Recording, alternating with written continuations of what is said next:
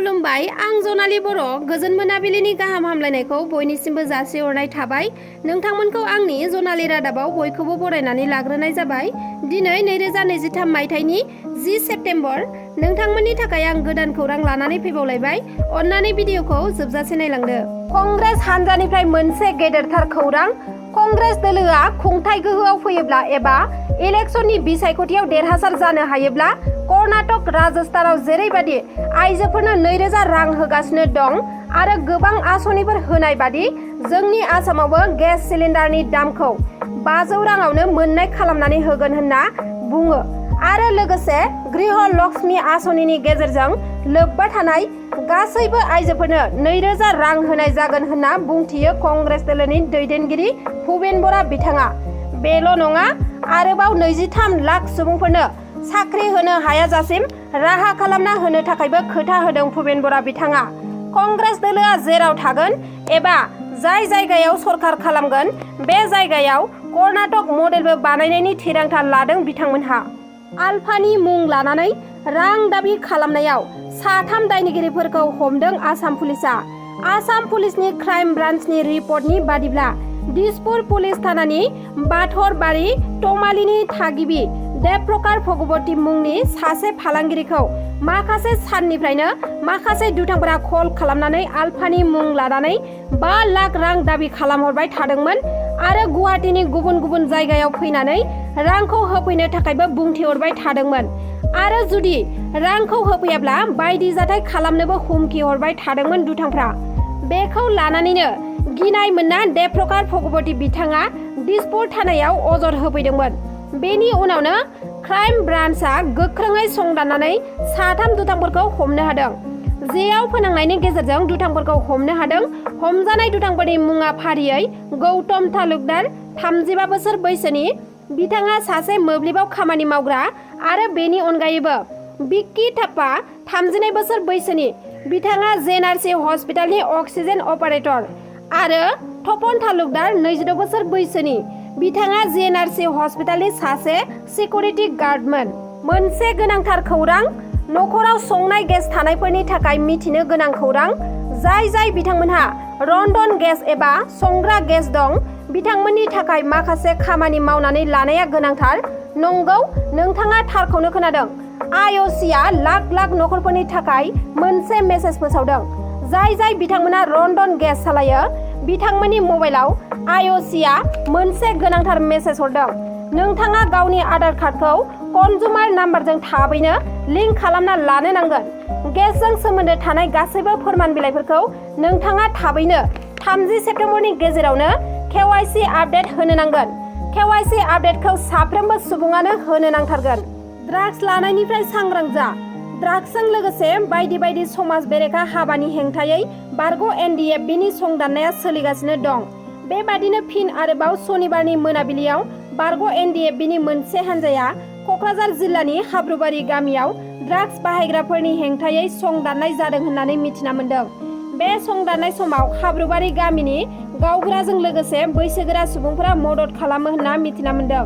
हाब्रुबारि गामिनि जानानै सासे फोरोंगिरिया ड्राग्स लाग्राफोरनि सायाव मा फोरमायदों भिडिअनि गेजेरजों नोंथांमोना जोबजासे नायलांदो। आच्छा, जाय हक, आङो हाब्रुबारि गामिनि सासे जानानै ड्राग्सनि सोमोन्दैहाय आङो नैबे बाथ्राखौ बुंनो लुबैयो। जिहेतुके दिनैनिल' बाथ्रा नङा, ड्राग्सनि जेनोखि सोलिनाय बेखौ जोङो बहुद गोबाव बोसोरनिफ्रायनो होननानै बुंजायो। जोंनि गामियाव फ्राय माखासे गथ'फ्रा ड्राग्सजों सम्पर्क दं होननानै जोङो खोनाबोगासिनो दङ। बेनि सोमोन्दैहाय जोङो समबो गामियाव जेब्ला रायजोनि मिटिं जायो अब्ला जोङो गेजेरबो बुंखावबोदों आरो बे बुंखावनायनि गेजेरजोंनो जोङो जाहाथे न'खरा मोजाङै बुजिलायनायनि गेजेरजों ड्राग्सनि सोमोन्दैहाय हमदांनो हानानै ड्राग्सखौ एंगारनो बा नागारनो हायो बे बाथ्राखौ जों बुंदोंमोन। नाथाय जों नुबाय जोंनि जायफोर न'खर बिगोमा, जायफोर ड्राग्सजों गेलेनाय न'खरनि बिगोमा, बिसोरो कमप्लिटलि बिमा बिफाफ्रा बांसिनानो गावसोरखौ बासायनायनि खोथाखौ बुंनाय जायो आरो बिसोरो गावनि गथ' गथायफोरखौ सब समय बासायबोयो, नङा आरिया ओरै होननानै बुङो। मानो होननानै बुङोब्ला जोंबो खोनानाय बाथ्रासोमोन नालाय, जोङो माने एक्जाक्टलि माने प्रमाणजों जोङो मोनफेराखै बेखायनो जोंबो दाथि भाबै रावखौबो हमनोबो हानाय जायाखै बुंनोबो हानाय जायाखै आरो मा बेनो दा गोबां जायगानिफ्राय दिनैनि दिनाव क'क्राझाराव फरायनो थाफैयो दिनै बिमा बिफाफ्रा दिनै न'खरनि गार्जेनफ्रा खुनु खास खुस खबर गैया दिनै बिथांमोननि आखायावनो ड्राग्सनि कन्टेनारफोरखौ नुनो मोनो बेनि सायाव मा बुङा दे बेखौथ' आङो मोनसे समाव माने जेब्ला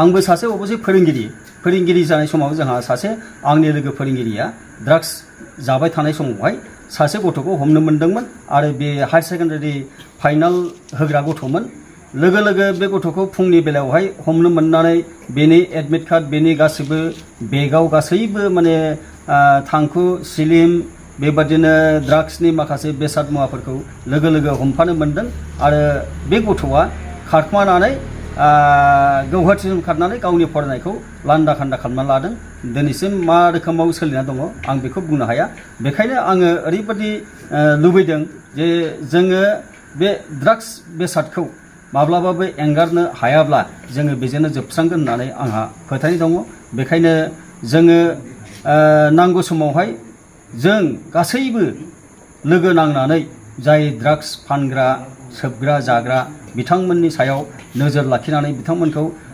साजा होआब्ला जोंहा उफायानो गैया दिनै पुलिस प्रसासननो आखायाव हो पुलिस प्रसासनाबो नै लांबाय नै हगारफिनबाय जोंनि बेलायावनो जोंनि गामियावनो जोङो खोनाबाय माखासे माने पुलिसफ्रा हमना लाङो आरो सानसे साननैजोंनो गबोफिननाय बेबायदि खोनायो बिनिफ्रायनो जों मिथियो जे ड्राग्स फानग्राया नंगौ ना नङा जाग्रा सोबग्राया नंगौ ना नङा जिहेतुके पुलिसफ्राबो हगार हरो बेखायनो जोंहाबो सन्देह थालायलांदों आरो मा बेबादि जानानै जोङो न'खरफोरखौबो जोङो गोबाङैनो सामलायनो हायैयाबो जोंहा बे मोनसे गिदिर खारन आरो मा दिनैनि दिनाव क'क्राझार टाउनावहाय ड्राग्सजों बुंफबनानै दङ दिनै क'क्राझारावहाय बासिन्दाफोरखौ मा खावलायनो सानो आङो क'क्राझार बासिन्दाखौ बेखौनो खावलायनो सानदों माने सरकारा जेरैबादि नोजोर बोदों ड्राग्स फानग्रा बा सोबग्रानि सायाव बिसोरखौ सहाय सहजुगिता खालामनानै बिसोरखौ जोङो